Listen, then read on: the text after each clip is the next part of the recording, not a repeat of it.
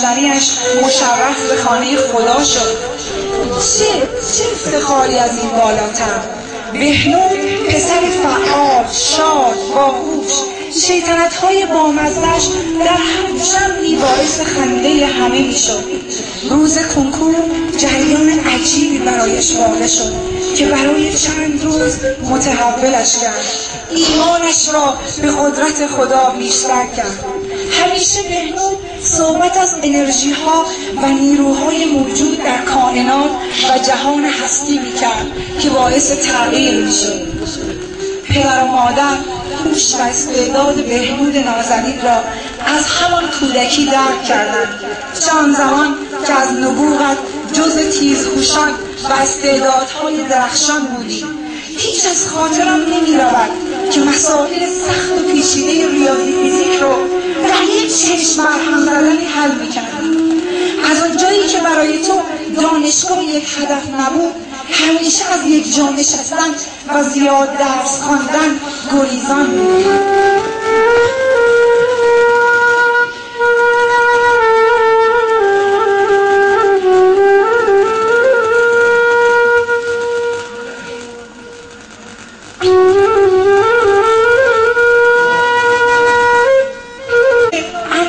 مطالعه درس برایت کافی بود. با پافشاری پدر و مادر و برای رضایت دل آنها تلاش کردی و درس خواندی.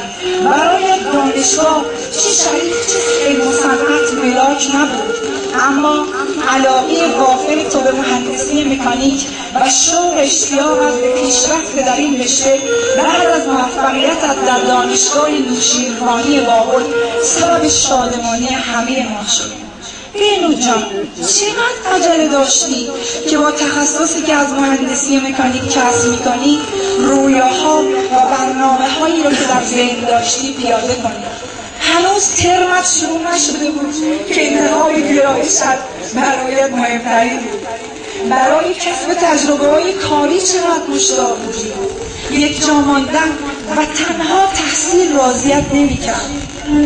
برای تجربه‌های بیشتر و یادگیری مهارت‌های عملی در رشته‌ات همیشه عجله داشتی و ما هم امیدوارت می‌کردیم.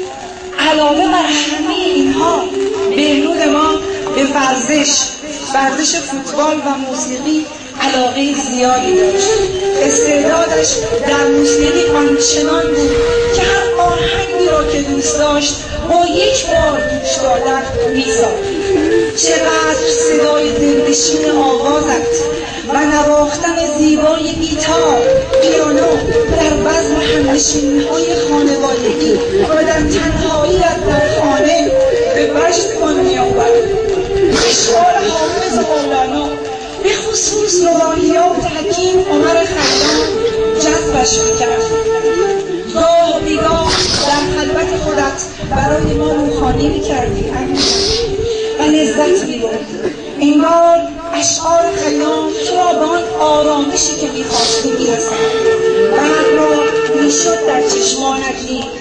این قافله عمر عجب می‌گذرد. دریاب دمی که با طرب می‌گذرد.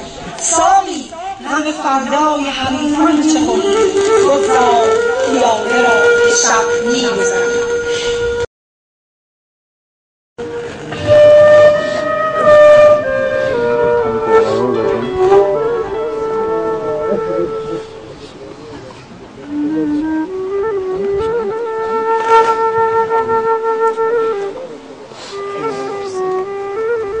دیگر از چه بگویم که دیوانه دوستانت بودی.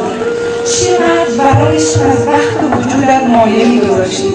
دوستانت بهنود جان